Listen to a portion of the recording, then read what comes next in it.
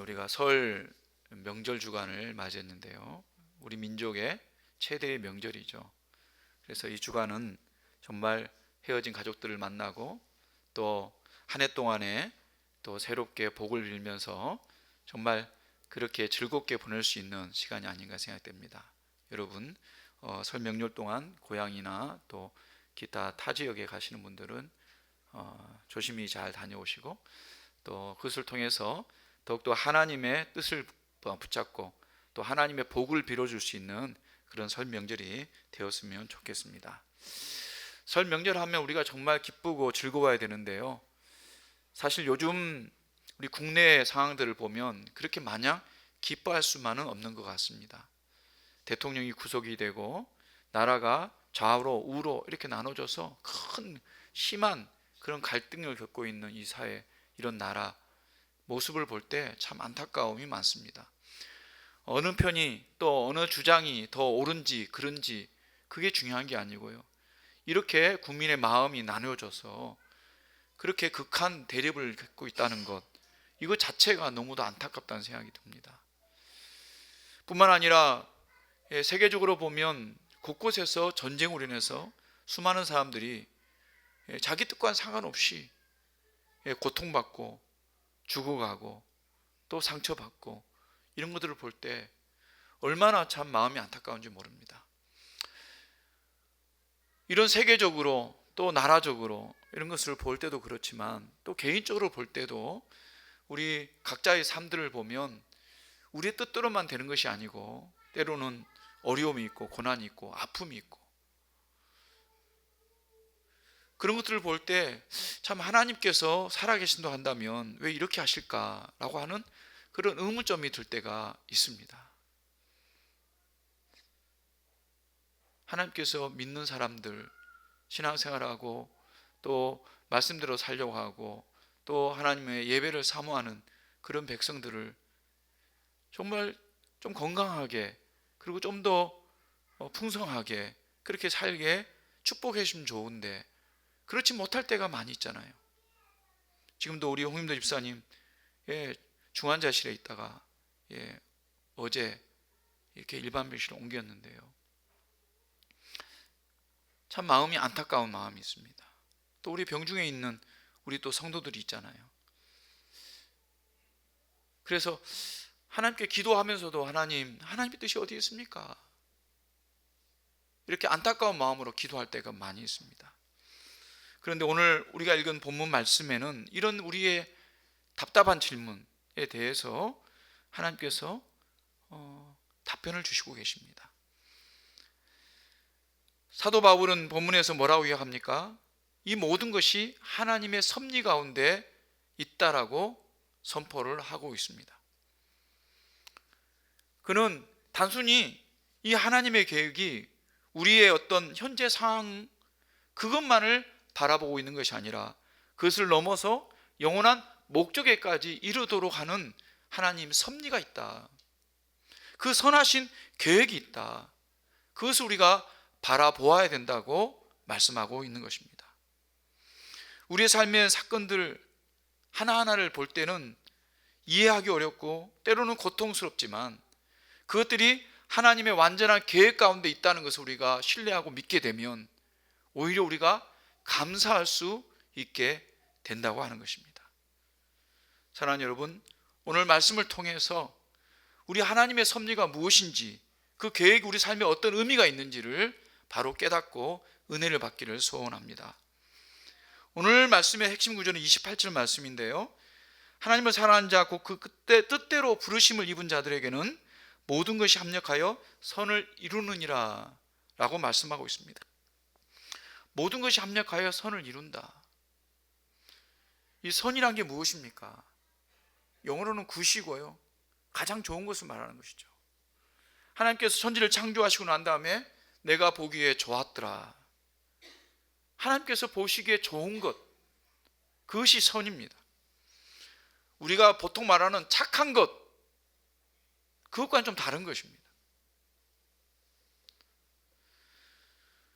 그 하나님의 보시기 좋은 것, 그 하나님의 뜻을 이루는 것이 선한 것입니다. 그런데 오늘 앞에 모든 것이 합력했다 이렇게 말하고 있습니다. 이 모든 것이라면 뭘 말하는 것입니까? 좋은 것, 행복한 것, 기쁜 것, 성공하는 것, 이런 것만 말하는 것이 아니죠. 우리 삶에 일어날 수 있는 모든 것을 말합니다. 때로는 슬프고 실패하고 또 불행하고 질병이 찾아오고 불합격하고 때로는 아프고 상처받고 이런 모든 것들을 통해서 결국 하나님의 뜻을 이루어 가신다는 것입니다. 우리 삶에 있어서 항상 좋은 것만 있으면, 좋은 일만 생기면 정말 좋겠다는 생각이 들지요. 그런데 그것만이 좋은 것이 아닙니다. 늘 뜨거운 햇빛만 비친다고 해서 좋은 게 아닙니다. 그렇다고 하면 뭐가 되겠습니까? 사막이 되어버릴 것입니다. 때로는 우리 삶에 비 오는 날도 필요한 것입니다. 늘 대낮처럼 밝은 날만 있으면 좋을 것 같습니다. 그러나 그렇지 않습니다. 때로는 어두움이 있어야 합니다. 그래야 우리가 깊은 잠을 잘 수가 있고 쉼을 얻을 수가 있는 것입니다. 그래서 어둠 같은 고난이 우리에게 있는 것이죠. 위대한 사도 바울은 육체에 가시가 있다고 했습니다. 그 육체의 가시, 곧 질병을 말하는데요, 그 질병이 무엇인지는 정확히 알 수가 없어요. 그런데 성경 말씀을 보면 때로는 그것이 눈이 안 좋은 안질이 있었다거나, 또는 어떤 학자들은 간질에 걸려서 사람들에게 손가락질을 당하는 그런 형편이 있었다고 그렇게 말씀을 하고 있습니다. 그래서 간질이 되었든지 안질이 되었든지 무엇인지 분명하지는 않지만 그것이 사도 바울을 너무 고통스럽게 했습니다. 그래서 사도 바울은 그것을 위해서 3번이나 기도했다. 그냥 기도한 게 아니라 이 육체의 가시를 위해서 하나님 앞에 작정하고 금식하며 그렇게 기도한 것이죠. 우리가 금식 기도하는 분들을 많이 봅니다. 인생에 어떤 큰 고난이나 어떤 문제들을 앞두고 작정을 하고 기도하죠. 그리고 기도할 때는 정말 너무너무 고통스럽고 너무너무 힘듭니다. 사도 바울이 그런 기도를 3번씩이나 그렇게 기도했다고 합니다. 그러나 그 병이 결코 사라지지 않았습니다. 사도 바울이 마지막 편지를 쓰는 그 순간에도 눈이 좋지 않아서 자기가 편지를 쓰지 못했습니다. 그때 주님께서 들려주시는 음성이 무엇이었습니까? 내 은혜가 내게 족하다. 내가 지금 누리고 있는 은혜가 그것으로 족하다는 거죠. 이미 너에게 충만한 하나님의 은혜가 주어졌다. 그렇기 때문에 낙심하거나 절망하지 마라. 믿음으로 나아가라고 말씀하신 것이죠. 사도 바울은 실제로 이러한 가시가, 육체의 질병이 사도 바울 자신에게는 축복이었다고 고백합니다. 왜냐하면 자신을 고만하지 않고 낮아질 수 있도록 해 주셨다고 하는 것입니다. 그래서 이 가시가 내게 도리어 은혜가 되었다. 사도 바울은 수많은 교회를 개척했습니다. 수많은 제자들이 사도 바울을 성인처럼 따랐습니다. 그러나 사도 바울은 교만해서 넘어지지 않았습니다. 성경에 보면 수많은 믿음을 가졌던 그런 위인들이 교만 때문에 넘어지는 것을 보게 됩니다. 사울이 그랬고요, 솔로몬이 그랬고요, 다윗이 그랬습니다.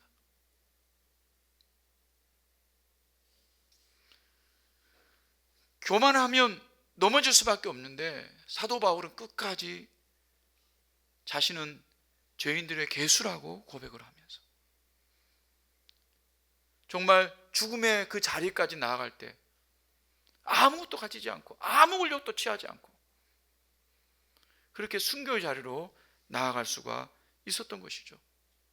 끝까지 겸손의 종이고 기도의 종이고 그리고 정말 영적으로 깨어있는 그런 믿음의 종으로 살다가 천국에 입성했습니다.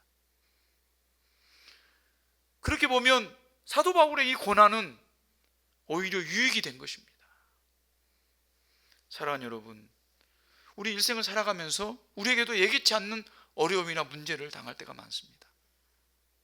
그럴 때 우리가 그 고난을, 그 고통을 하나님께 주시는 징계라고만 여겨서는 안 됩니다. 그렇게 되면 우리가 얼마나 슬픈지 모릅니다. 그 슬픔의 늪에서 결코 빠져나갈 수가 없어요. 때로는 그것 때문에 믿음에서 후퇴하고요. 그 갈등 때문에 하나님의 뜻을 위해 살아갈 수 있는 하나님의 백성이 그렇지 못하고 오히려 더 뒤로 물러가서 자신뿐만 아니라 주변의 사람에게까지 악영향을 끼치는 그런 존재가 되어버리는 것이죠. 그러나 성경은 뭐라고 이야기합니까? 모든 것이 합력하여 선을 이룬다. 누가요? 하나님께서 그것을 이루어 주신다는 것입니다. 그렇기 때문에 우리가 어떤 그런 고난과 어려움과 그런 형편에 빠진다 할지라도 하나님께서 선을 이루실 것, 그것을 통해서 하나님의 뜻을 이루실 것을 믿고 그것이 우리에게 축복이고 위로가 될 것을 믿고 나아갈 때를 믿습니다. 결코 여러분 원망이나 불평해서는 안 됩니다. 원망이나 불평이 바로 그런 고난과 그런 어려움을 통해서 하나님을 떠나게 하는, 떠나도록 하는 그런 마귀의 그런 유혹이라는 것을 깨달아야 됩니다. 험난한 그런 고난이 오히려 찬란한 믿음의 길로 나아갈 수 있는 기회가 될 수가 있는 것입니다. 그래서 합력하여 선을 이루시는 하나님을 믿고 나아갈 때 하나님이 주시는 그 은혜가 우리 안에 더욱더 충만하고 그것을 위해서 더욱더 하나님 앞에 영광 돌리는 인생이 될 수 있을 줄로 믿습니다. 그런데 여러분, 이 합력하여 선을 이루는 것은 누구에나 다 똑같이 이루어지는 것이 아닙니다. 아무에게나 하나님께서 선을 이루시는 게 아니라는 겁니다. 누구에게 이런 선을 이루어 주신다고 말씀하고 있습니까? 성경은 그 뜻대로 부르심을 입은 자들에게 이루어 주신다고 말씀하고 있습니다. 28절에는 사랑을 입은 자, 하나님의 사랑을 입은 자, 하나님을 사랑하는 자, 하나님의 뜻대로 부르심을 입은 자, 그들에게 하나님께서는 선을 이루어 주시는 것입니다. 그런데요, 29절 말씀을 보면 이렇게 말씀하고 있습니다. 하나님이 미리 아신 자들 또한 그 아들의 형상을 본받게 하기 위하여 미리 정하셨으니, 그들을 부르신 자들에게 하나님께서 선을 이루시는데 그들을 왜 부르셨습니까? 그 목적이 있습니다. 그 목적은 그 아들의 형상을 본받게 하기 위해서 부르셨다고 했습니다. 그 아들의 형상을 본받게 하기 위해서. 그렇다 한다면 하나님께서 이루시는 선하신 계획이 뭐냐? 그것은 바로 그 아들의 형상을 본받게 하시는 겁니다. 예수 그리스도의 형상을 본받게 하는 것입니다. 우리 신앙생활의 유일한 목적이 있는데 그것이 뭐냐? 우리가 천국 가는 것, 우리 신앙생활의 목적이다 이렇게 말씀하는 분이 있는데요, 천국 가는 것은 이미 하나님께서 이루어 주신 것입니다. 약속해 주신 것입니다. 우리가 이 땅에서 이루어야 될, 우리가 스스로 이루어야 될 것이 무엇이냐? 그것은 바로 예수 그리스도의 형상을 닮아가는 것입니다. 일생토록 우리 일생이 사실은 그것을 닮아가는 과정에 있는 것이죠. 신학적 용어로는 성화라고 하는 것입니다. 예수 믿는 날부터 천국 갈 때까지 예수님을 닮아가는 삶, 그것이 한마디로 우리의 신앙 생활이라고 하는 것입니다. 오늘날 신앙생활하는 성도들의 문제가 무엇입니까? 예수 믿는 사람들이 예수님을 닮지 못한다는 것이 문제죠. 예수님 믿는다고는 하는데, 그래서 거룩하게 예배는 드리는데 우리의 삶 속에서 그 거룩하신 모습, 그 예수님의 모습이 잘 나타나지 않는다는 것이죠. 예배는 거룩하게 드리는데 예배 드리고 가는 차 안에서 부부끼리 다퉈요.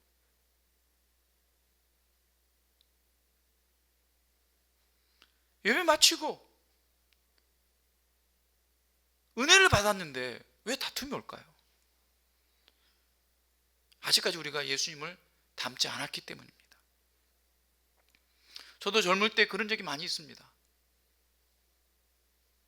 돌아보면 참 안타깝고 후회가 되죠.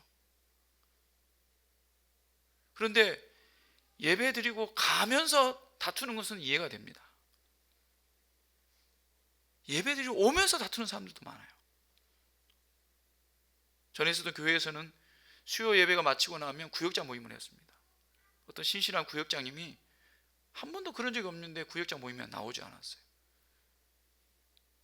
나중에 이유를 알고 보니까 예배드리러 오다가 다투어서 차를 획 돌려서 돌아가 버렸어요.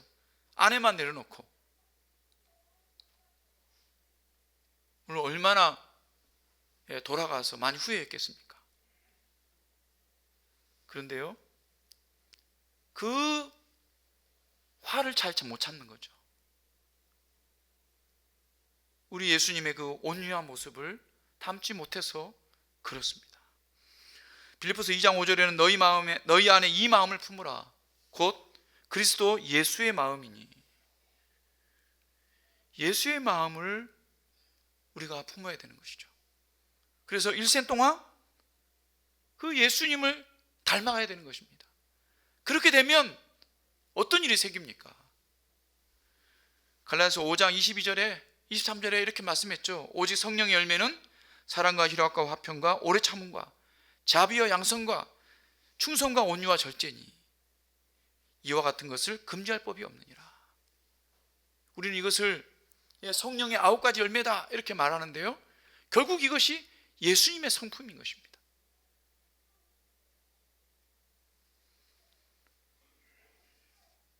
예수님의 성품을 닮아가면 이러한 열매들을 맺게 되는 것입니다.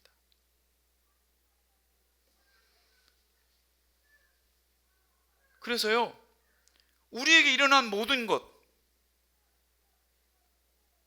그 모든 것을 통해서 합력하여 선을 이루는데 최고의 선이 뭐냐? 최고의 선, 하나님이 가장 기뻐하시는 선이 뭐냐? 가장 기뻐하신 뜻이 뭐냐? 그것은 곧 하나님의 아들을, 그 형상을 본받는 것입니다. 예수님을 닮아가는 것입니다. 예수님처럼 온전하게 되는 것입니다. 무슨 일을 통해서요? 우리의 모든 일을 통해서 그렇게 되는 것입니다. 때로는 우리가 건강에 문제가 생길 수가 있어요. 그 건강의 문제를 통해서도 결국은 우리가 예수님을 닮아가는 그런 재료가 되어야 되는 것입니다.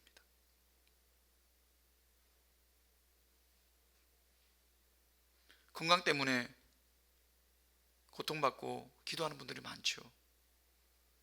그런데 그것을 통해서 무엇을 느껴야 됩니까? 지금까지 나에게 주셨던 건강이 하나님의 은혜였고, 이 건강 때문에 고통받는 것을 통해서 예수님의 그 고난의 십자가를 묵상할 수가 있고,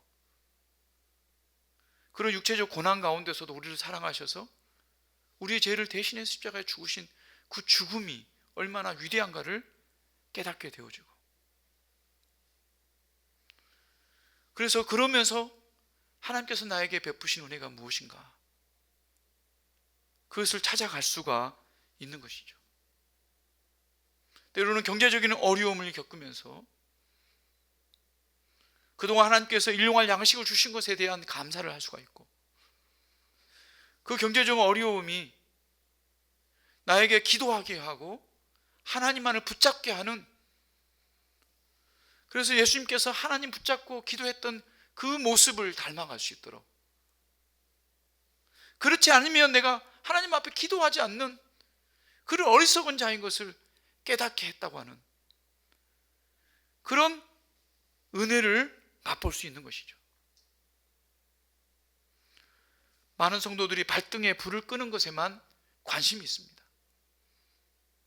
오늘 일어난 일, 또 내일 일어날 일, 이런 문제와 갈등과 이런 어려움들만 생각하면서 인생을 마감할 때가 있어요. 그런데 거꾸로 생각해 보면 그런 것들이 있기 때문에 결국 우리가 우리의 교만을 내려놓고 하나님을 찾을 수가 있고 하나님께 나아갈 수가 있고, 그래서 예수님을 닮아가는 모습으로 변화될 수가 있는 것입니다. 그런 것들이 없다고 한다면 우리는 정말 교만의 끝에 서 있다가 망하는 인생으로 인생을 결말을 지을 것입니다. 하지만 감사한 것은 하나님께서 우리에게 신앙을 주셔서 우리의 영혼을 바라볼 수 있는 그런 믿음을 주셨기 때문에 이런 수많은 인생의 문제들을 통해서 결국 하나님의 선하신 뜻을 깨닫게 되어지고, 그것을 통해서 예수님의 아름다운 형상을 우리 자신을 모습 속에 이루어 가게 되었다는 것입니다. 이것이 얼마나 감사합니까? 여러분, 오늘 또 우리 가운데 여러 가지 문제가 있을 수 있습니다. 기도 제목들이 있을 것입니다. 그것을 주신 이유가 무엇입니까? 그것을 통해서 하나님을 만나고 하나님께 나아가고, 그래서 하나님이 가장 기뻐하시는 예수 닮은 사람이 되어가도록 축복해 주신 기도 제목이라고 믿으시는 여러분 되시기 바랍니다. 하나님께서 모든 것이 합력하여 선을 이루는 그런 축복을 우리에게 주셨는데요, 그 구체적인 그 과정이 29절, 23절의 내용입니다. 우리 29절 3절 말씀을 우리 같이 한번 읽어볼까요? 같이 한번 읽어봅시다. 시작.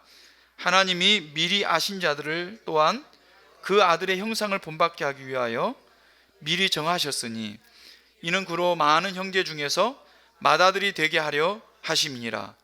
또 미리 정하신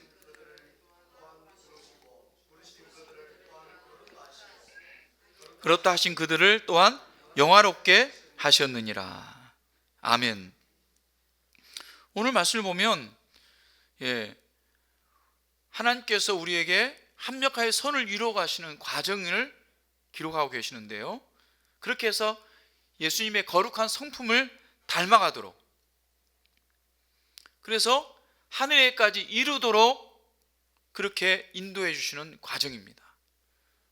그런데 그 세 분에서 보면 5가지 단계로 말하고 있습니다. 첫 번째는 미리 아신 자들이라고 말하고 있습니다. 미리 아신 자들. 그래서 우리는 예지라고 하죠. 예지.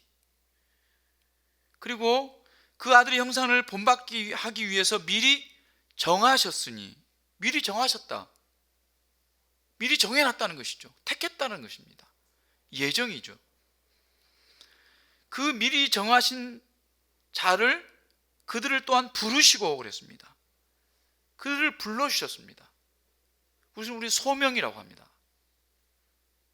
또 부르신 그들을 또한 의롭다 하셨다, 칭의라고 하죠.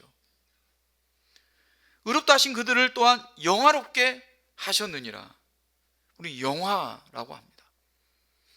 그러니까 예지와 예정과 소명과 또 칭의와 영화, 우리는 구원의 5단계라고 하는데요, 하나님은 우리를 미리 아셨습니다. 그래서 다윗은 고백하죠. 자기가 모태에 있을 때부터 하나님께서 나를 아셨다. 근데 사도 바울은 모태가 아니라 우리가 모태에 잉태되기 전부터 우리를 아셨다라고 말씀하고 있습니다. 미리 아신 것, 미리 아셨는데 지금 현재의 우리 모습을 하나님께서 모르시겠습니까? 우리가 잉태되기 전에도 아셨다고 말씀하셨는데, 그렇다고 한다면 현재 우리의 모습을 하나님께서 모르시겠습니까? 다 아시고 계시죠. 우리의 마음과 생각과 우리의 꿈과 우리의 성품과 우리의 그 성격까지도 다 알고 계시는 거죠. 그런데도 하나님께서 우리를 사랑하신다. 다 알고 있는데 사랑하신다. 그게 무슨 말입니까? 그것 때문에 결코 낙심하지 말라는 것이죠. 우리의 형편, 우리의 모양, 우리의 모습 다 알면서도 사랑하신 거예요. 다 알면서도 택하신 것입니다. 그렇기 때문에 우리는 결코 하나님께서 우리를 놓아버리시거나 버리시거나 잊어버리시지 않는 것입니다. 우리가 고난당할 때도 결코 하나님 우리를 놓으신 게 아니에요. 내버려 두신 게 아닙니다. 때로는 그것이 병이라 할지라도, 또는 그 병으로 죽음에 이른다 할지라도 하나님께 결코 우리를 놓으신 게 아니에요. 우리를 끝까지 붙잡으시고 천국 가운데서 우리를 인도해 주실 것입니다. 하나님 우리를 사랑하셔서 우리를 예정해 주셨습니다. 하나님의 자녀로 너는 내 딸이다, 내 아들이다 라고 택해 주셨습니다. 어떤 사람들은 이 하나님의 택하심에 대해서 이해하지 못하는 사람들이 많아요. 근데 성경에는 거듭거듭 그것을 이야기하고 있습니다. 에베소서 1장에 보면 곧 창세전에 그리스도 안에서 우리를 택하사 우리로 하나님 안에서 우리 사랑 안에서 우리로 사랑 안에서 그 앞에 거룩하고 흠이 없게 하시려고 그 기쁘신 뜻대로 우리를 예정하사 예수 그리스도로 말미암아 자기의 아들들이 되게 하셨으니. 창세전에 그리스도 안에서 우리를 택했다 그랬습니다. 그리고 자기 아들들이 되게 하셨다. 어떤 사람들은요, 그러면 예수 안 믿는 사람은 미리 안 믿는 걸로 택한 게 아니냐, 어떻게 하나님 그럴 수가 있느냐, 태어나기 전부터 믿는 자와 안 믿는 자를 이미 택해놨다, 그렇다고 하면 전도할 필요가 뭐가 있느냐, 그렇게 오해하는 사람들이 있습니다. 실제로 그렇게 오해해서 전도를 안 하는 그런 분파가 있었습니다. 근데 그 말씀이 아니죠. 이것은 우리가 구원받은 우리가 과거를 돌아볼 때 하나님께서 미리 나를 택해 주셔서 이렇게 인도해 주셨구나 라는 것을 고백하는 것입니다. 그러니까 마틴 루터는 이렇게 말했습니다. 하나님이 미리 정하셨다는 이 말씀은 택함 받은 성도들에게 주시는 하나님의 놀라운 위로의 말씀이다. 택함 받은 성도들을 향한 하나님의 위로의 말씀이 너희를 택했다는 것입니다. 아무런 조건을 가지고 그렇게 구원해 주신 것이 아니라 이미 택해 주셔서 그 구원에 이르도록 책임져 주시겠다는 약속의 말씀이라는 것입니다. 그래서 실제로 오늘 말씀을 보면 오늘 모든 말씀이 다 과거형으로 기록이 되어 있습니다.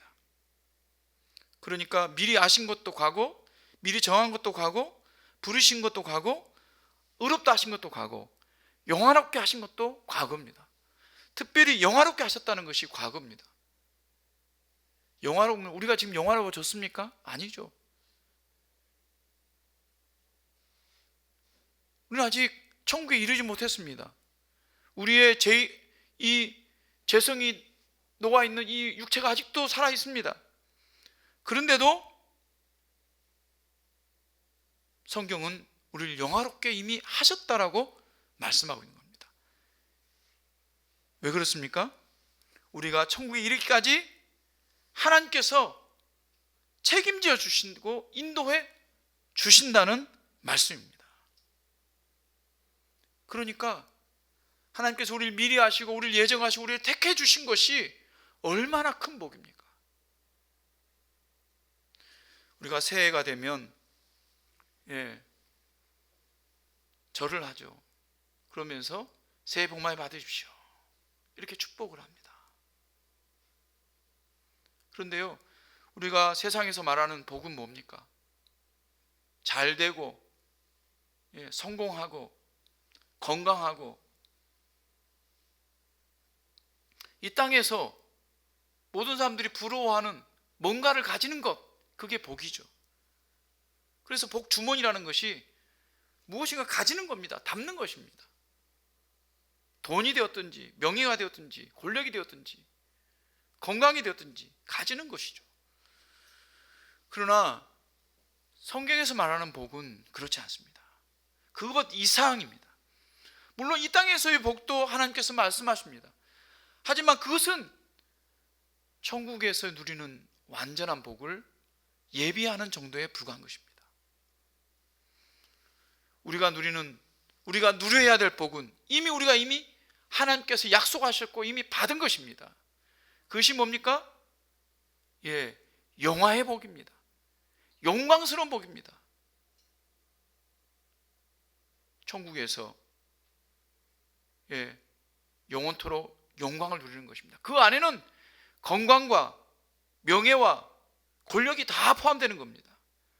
하나님과 동일한 자리에서 우리가 하나님께 주시는 그 능력으로 말미암아 그 복을 다 누리는 것입니다. 그래서 부르심과 칭의와 영화까지 그 모든 것은 하나님께서 우리에게 약속해 주시고 이미 이루어 주신 사건이라고 하는 것입니다. 그래서요, 우리가 이 5가지 구원의 단계, 구원의 파노라마를 보면서 중요한 진리를 깨달아야 됩니다. 그것은 뭐냐면 우리의 인생은 하나님 손에 달려 있다고 하는 것입니다. 하나님께서 우리를 미리 아셨고 우리를 예정하시고 그리고 부르셔서 우리를 의롭게 하시고 그리고 우리를 영화롭게 하시는데 그 모든 것들은 하나님의 작품이라고 하는 것이죠. 우리의 삶은 하나님의 그 구원의 드라마라고 하는 것입니다. 그래서 하나님께서 감독이 되셔서 그것을 이루어 가시는 겁니다. 드라마를 보면 처음부터 그 주인공들이 잘 되는 것 아니죠. 보면 드라마의 주인공은 어려움을 많이 겪어요. 억울한 일을 겪어요. 그러다가 그것을 회복하면서 해피엔딩으로 끝나는 드라마가 많죠. 요즘은 세상이 악한지 모르는데요, 해피엔딩이 아니고 자꾸 불행으로 끝나는 드라마도 많아요. 저는 그런 드라마는 잘 보고 싶지 않더라고요. 그러나 구원의 드라마는 반드시 해피엔딩으로 끝나는 드라마입니다. 왜냐하면 하나님의 손에 의해서 전적으로 쓰여지기 때문입니다. 사랑하는 여러분, 우리 이걸 확신해야 됩니다. 하나님께서 하나님의 손으로 우리의 인생을 인도해 가십니다. 그렇게 해서 합력하여 선을 이루시는 것을 확신한 여러분 되시기 바랍니다. 사랑하는 여러분, 요셉이 그 모진 고난의 시간을 보냈습니다. 17세 꿈 때문에 형제들에게 미움을 받아서 애굽에 이집트에 노예로 팔려가고 또 거기서도 모함을 당해가지고 감옥에 갇혀서 그 고난의 세월을 보냈습니다. 인생의 가장 밑바닥에서 가장 큰 고난을 10몇 년 동안 받았습니다. 얼마나 억울했겠습니까? 얼마나 처참했겠습니까? 얼마나 슬픔이 많았겠습니까? 그가 흘린 눈물을 한번 생각해 보십시오. 그러나 그가 하나님의 뜻 가운데 30세 그 이집트의 총리가 되어서 자신의 가족들을 구원할 뿐만 아니라 세상을 구원하는 그런 사람이 되었습니다. 그때 형제들을 향해서 이렇게 말했습니다. 당신들은 나를 해하려 했으나 하나님은 그것을 선으로 바꾸사 오늘과 같이 만민의 생명을 구원하게 하시려고 하셨나이다. 자신의 그 고난을 하나님께서는 선으로 바꾸셔서 생명을 구원하는 도구로 쓰임받겠다, 그렇게 고백하고 있는 것입니다. 그렇습니다. 사랑하는 여러분, 하나님께서는 우리를 그 모든 일 가운데서 붙잡아 주셔서 하나님의 선을 이루는 도구로 쓰임받도록 인도해 주실 것입니다. 그렇기 때문에 우리 신앙생활에서는 감사만이 있을 뿐입니다. 감사가 터져 나오는 그러한 믿음의 삶, 우리의 인생 되기를 주님으로 축원합니다.